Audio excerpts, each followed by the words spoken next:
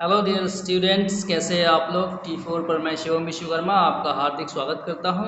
आइए हम अपने NCERT सीरीज़ को आगे बढ़ाते हैं, जहां हम 12th क्लास की हिस्ट्री की NCERT को कवर कर रहे थे। मित्रों, अभी तक हमने चर्चा की थी कुछ टॉपिक्स की जिनको जो है बौद्ध धर्म से हमने जोड़ा था, और बुद्ध की जीवन की जो घटना रही है उनको हमने समझा था। इसके अलावा कुछ और हमने बातें आपको बताई थी। इसके बाद अब हम देखेंगे कि बौद्ध धर्म की प्रमुख शिक्षाएं क्या थी, उसके सिद्धांत क्या थे, और बौद्ध धर्म की अगर आपको विशेषताओं पर बात करनी हो तो आप क्या क्या उसमें बता सकते हैं। तो आइए हम समझते हैं बुद्ध के स्तूप के बारे में। बुद्ध के स्तूप की चर्चा हम करेंगे आगे के टॉपिक्स में। फिलहाल हम बात करेंगे बौद्ध धर्म की प्रमुख शिक्षाओं के बारे में। तो देखिए, बौद्ध धर्म में जब सिद्धांतों की बात आती है तो जो सबसे महत्वपूर्ण सिद्धांत है वो होते हैं चार आर्य सत्य, अर्थात चार महान सत्य। इसमें से पहला सत्य है कि संसार दुखों से भरा हुआ है। दूसरा सत्य है कि दुखों का कारण है आपकी अतृप्त इच्छाएं। तीसरा है कि दुखों से मुक्ति का मार्ग है। और चौथा आर्य सत्य है, वह मार्ग है अष्टांगिक मार्ग। अर्थात इन चार आर्य सत्यों को जिसने समझ लिया वो जीवन को जो है काफ़ी सरल तरीके से जी सकता है, और जीवन में उस सर्वोच्च लक्ष्य को प्राप्त कर सकता है जिसे बुद्धत्व या निर्वाण कहा जाता है। चार आर्य सत्य के अलावा बुद्ध सिद्धांतों में अष्टांगिक मार्ग का भी जिक्र आता है। अर्थात यह एक 8 चरणों वाला मार्ग है जिसे बुद्ध ने निर्वाण की प्राप्ति हेतु आवश्यक माना था। इसके अलावा बुद्ध धर्म में त्रिरत्नों की भी चर्चा हुई है, अर्थात बुद्ध, धम्म और संघ। ईश्वर के प्रति अनास्था बौद्ध धर्म का एक प्रमुख सिद्धांत है। आप जानते होंगे कि बौद्ध धर्म और जैन धर्म को अनिश्वरवादी धर्म कहा जाता है, क्योंकि ना तो बौद्ध धर्म ईश्वर को मानता है, ना ही जैन धर्म ईश्वर को मानता है। तो ये आप बौद्ध धर्म और जैन धर्म में एक कॉमन बात समझ सकते हैं। बौद्ध का मानना है कि ईश्वर जैसी कोई भी वस्तु नहीं होती, और मनुष्य निर्वाण की प्राप्ति अपने स्वयं के प्रयत्नों से कर सकता है। अगला जो बौद्ध धर्म का जो एक सिद्धांत है, अहिंसा का सिद्धांत है। बुद्ध ने अहिंसा पर बहुत ज़्यादा बल दिया है, और बुद्ध मानते थे कि अहिंसा केवल जो है मनुष्यों के प्रति ही नहीं बल्कि जीव जंतुओं और जानवरों के प्रति भी की जानी चाहिए। इस बात को आप अशोक के अभिलेखों से भी समझ सकते हैं, जहाँ अशोक ने सभी प्राणी मात्र के लिए अहिंसा की बात करी है। उसका मानना है कि जीव जंतुओं की भी हत्या नहीं की जानी चाहिए। इसके अलावा बौद्ध धर्म की एक जो बड़ी विशेषता है वो है मानव मात्र के प्रति समानता की भावना। वैदिक व्यवस्था की जो वर्ण व्यवस्था थी, जिसमें समाज को 4 वर्णों में विभाजित किया गया था, बौद्ध धर्म उस व्यवस्था को नहीं मानता, बल्कि बौद्ध व्यवस्था मानती है कि सभी लोग समान हैं। तो इस प्रकार से ये बौद्ध धर्म की शिक्षाएं हैं जिन्हें आपको अच्छे तरीके से समझ लेना है। और अभी तक अगर आपको वीडियो अच्छा लगा हो तो चैनल को कर लीजिए सब्सक्राइब, तथा वीडियो को कर दीजिए लाइक। और सब्सक्राइब करने के साथ ही साथ बेल आइकन भी दबा देना, ताकि हमारे अगले वीडियो का नोटिफिकेशन आप तक पहुंच जाए। तो चूंकि आप जानते हैं कि सूरज उगता है, दोपहर होती है और फिर शाम होती है, यही कुछ स्थिति बौद्ध धर्म की रही। महात्मा बुद्ध के आने से बौद्ध धर्म का उदय हुआ।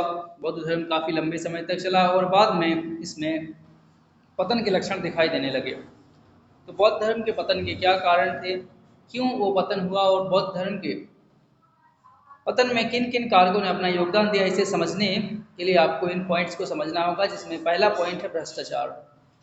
बुद्ध ने अपने धर्म को प्रचार करने के लिए एक बौद्ध संघ स्थापित किया था।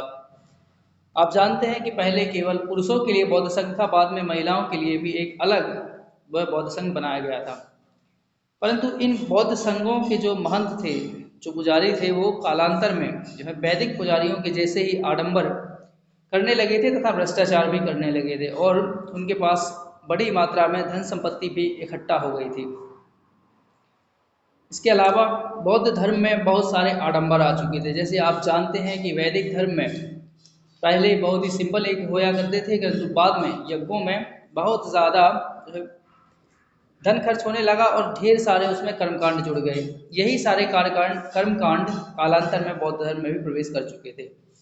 इससे भी लोगों के बीच बौद्ध धर्म की लोकप्रियता कम हुई, क्योंकि वैदिक धर्म से बौद्ध धर्म की ओर लोग इसलिए मुड़े थे क्योंकि बौद्ध धर्म तत्कालीन परिस्थितियों में वैदिक धर्म जितना कॉम्प्लिकेटेड नहीं था और इन्होंने मुक्ति का एक सरल मार्ग लोगों को दिखाया था। अगला जो समस्या है वो रही आंतरिक मत विभाजन।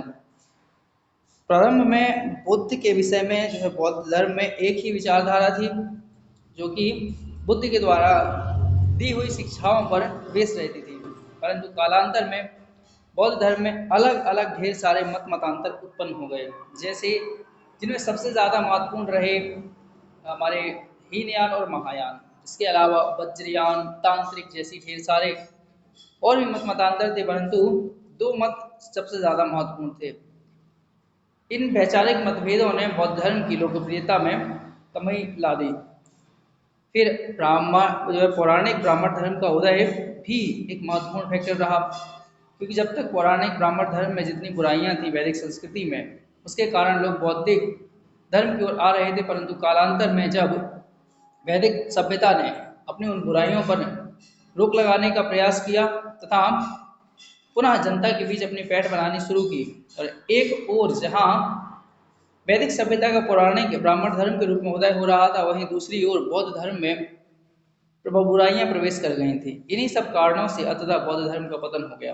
बौद्ध धर्म के पतन के पीछे आप एक कारक बौद्ध धर्म को मिलने वाले संरक्षण को भी ले सकते हैं। आप जानते हैं कि प्रारंभ में जैसे मगध के शासक और भी जो है अनेकों शासकों ने बौद्ध धर्म को संरक्षण दिया था तथा बौद्ध जो संत थे उनको बड़ा ही सम्मान दिया करते थे, धन संपत्ति से भी उनकी सहायता करते थे ताकि बौद्ध धर्म का प्रचार प्रसार हो सके। और अशोक महान के विषय में तो आप जानते ही हैं कि अशोक ने सबसे ज़्यादा बौद्ध धर्म का प्रचार किया। उसने लगभग 84,000 स्तूपों का निर्माण करवाया था, ऐसा कई स्रोतों में लिखा हुआ है। इन सभी कारणों से अंततः बौद्ध धर्म का पतन हो गया। बौद्ध धर्म के मत विभाजन के कारण दो जो पंथ उभरे उनमें एक था हीनयान और दूसरा था महायान।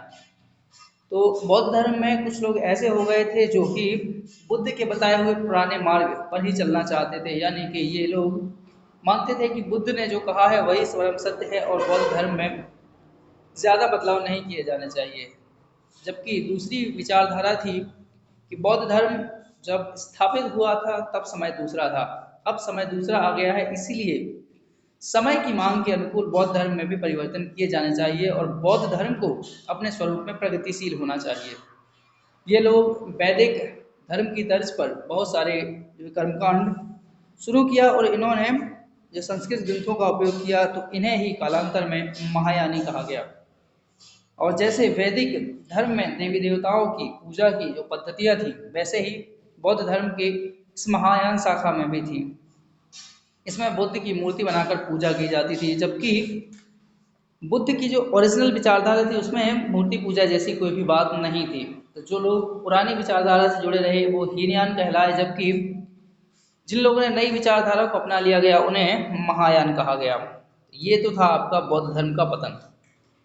इसके आगे के टॉपिक्स जो है हमारे पास बचे हुए हैं, जहाँ हमें देखना है कि जैन धर्म की क्या स्थिति रही, जैन धर्म के कौन कौन से तीर्थंकर रहे और महावीर के जीवन का सफर कैसा रहा, फिर जैन धर्म की शिक्षाएं, सिद्धांत और विशेषताएं तथा विभाजन देखना है।